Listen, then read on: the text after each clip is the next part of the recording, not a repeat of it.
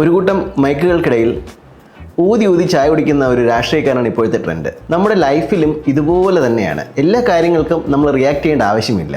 റോഡിൽ കൂടി ഡ്രൈവ് ചെയ്യുമ്പോഴുള്ള വഴക്കുകൾ, ക്യൂ തെറ്റിക്കുമ്പോഴുള്ള വഴക്ക്, വാട്സാപ്പ് ഗ്രൂപ്പിലെ യുദ്ധം, ഇതെല്ലാം നമ്മുടെ എനർജി വേസ്റ്റ് ആക്കിക്കൊണ്ടിരിക്കുകയാണ്. ആ എനർജി നമ്മുടെ ലൈഫിലെ പോസിറ്റീവായിട്ടുള്ള കാര്യങ്ങൾക്ക് വേണ്ടിയിട്ട് നമുക്ക് ചിലവാക്കാം. 3 കാര്യങ്ങൾ ശ്രദ്ധിച്ചാൽ നമുക്ക് അനാവശ്യമായ റിയാക്ഷനുകൾ ഒഴിവാക്കാം. Pause, prioritize, park. പോസ്. നമ്മൾ റിയാക്ട് ചെയ്യും മുന്നേ 10 വരെ ഒന്ന് എണ്ണുക. എന്നിട്ടൊന്ന് ആലോചിക്കുക, നമ്മൾ ശരിക്കും ഇതിന് റിയാക്ട് ചെയ്യേണ്ട ആവശ്യമുണ്ടോ എന്ന്. പ്രയോറിറ്റൈസ്. നമ്മുടെ ഫാമിലി, ഹെൽത്ത്, ബിസിനസ് അല്ലെങ്കിൽ ജോബ്, ഇമ്പോർട്ടൻ്റ് ആയിട്ടുള്ള ടാസ്ക്, അതിന് വേണ്ടിയിട്ട് നമ്മുടെ എനർജി ഡൈവേർട്ട് ചെയ്യാൻ നമ്മൾ എപ്പോഴും ശ്രദ്ധിക്കുക. പാർക്ക്. വാട്സാപ്പ് ഗ്രൂപ്പിൽ വന്ന ഒരു ഇഷ്ടമില്ലാത്ത കമൻറ്റ്, അതിനപ്പോൾ റിയാക്ട് ചെയ്യാണ്ടിരിക്കുക.